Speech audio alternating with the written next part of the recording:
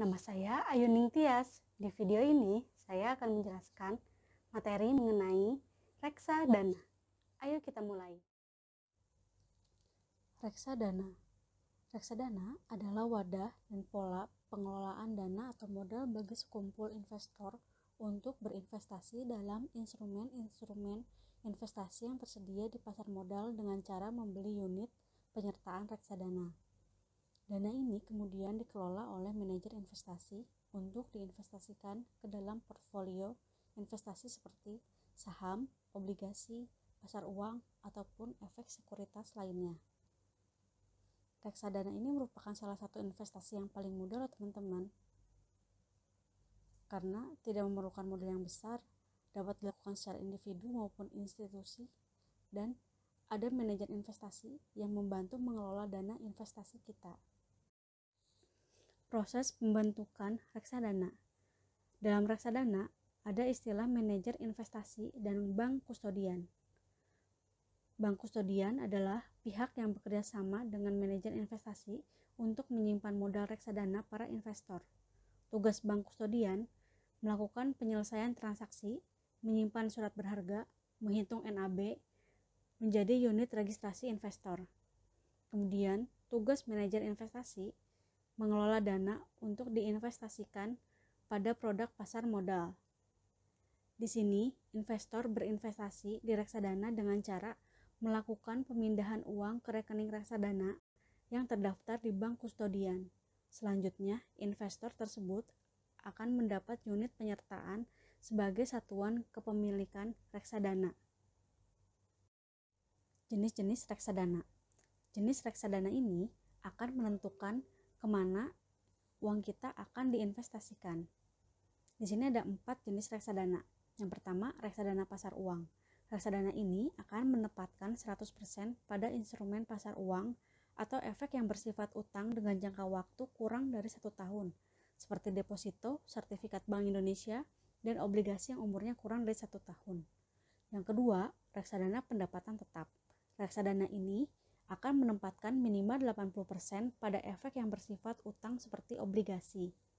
Reksadana ini cocok untuk investasi jangka pendek dengan waktu antara 1 sampai 3 tahun. Yang ketiga, reksadana saham. Reksadana ini akan menempatkan minimal 80% pada efek saham. Reksadana ini cocok untuk investasi jangka panjang dengan waktu 5 tahun atau lebih. Yang terakhir, reksadana campuran. Reksadana ini merupakan campuran dari reksadana saham dan pendapatan tetap dan investasi pasar uang seperti deposito. Reksadana ini cocok untuk investasi jangka menengah antara waktu 3 sampai 5 tahun. Keuntungan reksadana. Yang pertama, adanya manajer investasi. Bagi orang awam yang belum mengerti mengenai investasi atau yang ingin berinvestasi tapi sibuk dan tidak memiliki waktu untuk memantau sendiri pergerakan pasar modal dan pasar uang, reksadana adalah pilihannya. Karena manajer investasi di sini adalah orang profesional keuangan yang ahli dan berpengalaman dalam berinvestasi. Mereka yang akan membantu memikirkan gimana caranya diversifikasi dan gimana caranya mendapatkan keuntungan maksimal. Jadi kita bisa tenang menitipkan investasi kita ke manajer investasi tersebut. Yang kedua, jumlah investasi yang sangat terjangkau. Reksadana dapat dibeli dari mulai harga 100.000.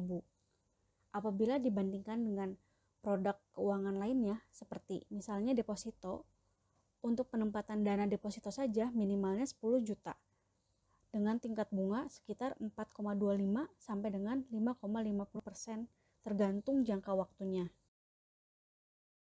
Kemudian dibandingkan dengan obligasi. Pembelian obligasi sendiri itu minimal sekitar 1 juta atau kelipatannya dengan tingkat bunga sekitar 6,40% per tahun dan ada waktu jatuh temponya. Kemudian dibandingkan dengan saham.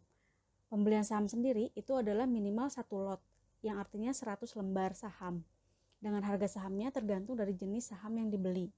Selain itu, untuk bertransaksi saham, biasanya broker akan meminta deposit dana di awal. Jadi, reksadana ini sangat terjangkau kan? Yang ketiga, reksadana ini bisa dicairkan kapan saja. Reksadana dapat dijual kapan saja dan biasanya pencairan dananya itu membutuhkan waktu 3-4 hari kerja. Kita bandingkan lagi dengan deposito, di mana pencairannya harus menunggu waktu jatuh tempo depositonya. Tetapi kita juga harus hati-hati loh sebelum membeli reksadana. Kenapa ya? Yang pertama, karena terdapat biaya pengelolaan reksadana. Kita harus hati-hati sebelum membeli reksadana. Kita harus memperhatikan fee reksadana tersebut. Biasanya pada saat membeli, ada fee sekitar 1-3%. Kemudian pada saat menjual, ada fee sekitar 0,5% sampai 1%. Tapi saat ini, banyak platform e-commerce yang menawarkan reksadana dengan fee 0%. Oleh karena itu, sebelum memilih produk reksadana, perhatikan dulu fee-nya. Yang kedua, kita harus hati-hati dalam memilih manajer investasi. Teliti dulu laporan kinerja investasi beberapa tahun ke belakang sebelum memilih manajer investasi. Karena apabila kita salah pilih dan ternyata manajer investasi tersebut memiliki kinerja yang buruk, kita juga yang akan rugi. Karena dana investasi kita bukannya berkembang, tetapi malah berkurang. Maka dari itu, carilah manajer investasi terbaik, karena tidak hanya menentukan kinerja, tetapi juga going concern reksadana tersebut. Yang terakhir, jangan lupa untuk memperhatikan resikonya. Karena meskipun reksadana ini investasi paling aman, tetapi tetap saja terdapat resiko di dalamnya. Pertama, return reksadana tidak pasti. Banyak yang menganggap reksadana itu sama dengan tabungan atau deposito. Itu pemahaman yang salah. Kedua instrumen itu sangat berbeda. Resiko reksadana itu lebih tinggi, keuntungannya tidak pasti, dan returnnya pun tidak pasti. Itu sebabnya investor harus memilih reksadana yang tepat, karena terdapat berbagai jenis reksadana yang memiliki tingkat resiko yang berbeda-beda. Ketepatan pemilihan yang sesuai dengan tujuan keuangan jadi kunci keberhasilan rencana investasi. Yang kedua, tidak ada jaminan pemerintah. Jika reksadana rugi, maka kerugian tersebut ditanggung oleh nasabah. Dan di sini tidak ada perlindungan oleh lembaga penjamin simpanan seperti deposito atau tabungan. Yang terakhir, apabila reksadana dibubarkan, ada sejumlah kondisi di mana reksadana dibubarkan, yaitu diperintahkan oleh OJK sesuai dengan peraturan perundang-undangan yang berlaku. Atau reksadana tersebut memiliki dana kelolaan kurang dari 10 miliar dalam jangka waktu 90 hari bursa setelah pernyataan pendaftarannya efektif. Atau total nilai aktiva bersih reksadana tersebut kurang dari 10 miliar selama 120 hari bursa berturut-turut. Yang terakhir, manajer investasi dan bank kustodian telah sepakat untuk membubarkan reksadana tersebut. Kondisi ini biasanya disebabkan oleh pertimbangan komersial. Cara pembelian reksadana. Yang pertama, di bank.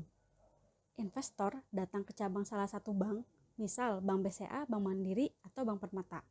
Kemudian, datang ke customer service dan bilang bahwa kita akan berinvestasi reksadana. Biasanya, hanya cabang yang besar yang bisa bertransaksi reksadana di sana.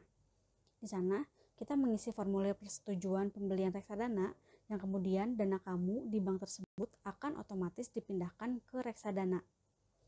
Ada beberapa bank juga yang bisa melakukan pembelian atau penjualan reksadana melalui mobile bankingnya, seperti Bank Permata dan Bank Commonwealth. Jadi, membuat lebih mudah bagi investor yang ingin bertransaksi reksadana di sana. Di sini, saya akan menjelaskan cara pembelian reksadana melalui aplikasi sekuritas iPod Go. Di sini yang terlihat adalah menu utama dari iPod Go. Ada menu My Quick Link yang isinya penarikan dana, portfolio, mutasi kas. Kemudian ada reksadana, saham, fitur umum, dan fitur highlight. Apabila kita akan membeli reksadana, langsung saja kita masuk ke list reksadana.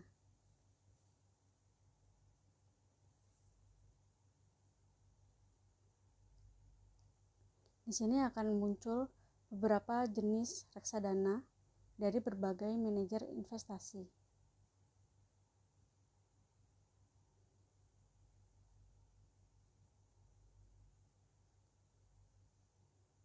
Apabila kita ingin melihat summary dari reksadana ini, kita tinggal klik reksadana yang dipilih, Kemudian akan muncul summary-nya. Di sini saya memilih Esmore Dana Pasar Uang Nusantara. Kemudian muncul NAV-nya. Kemudian dari performance-nya.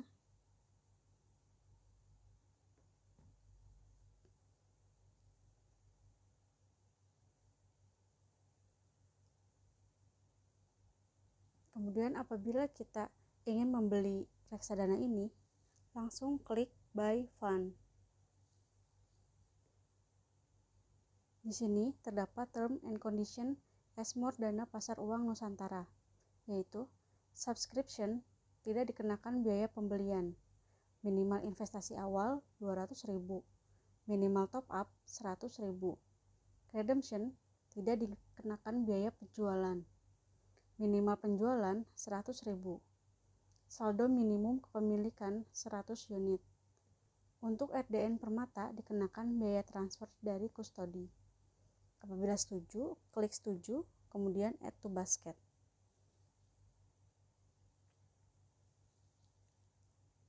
Kemudian kita klik basket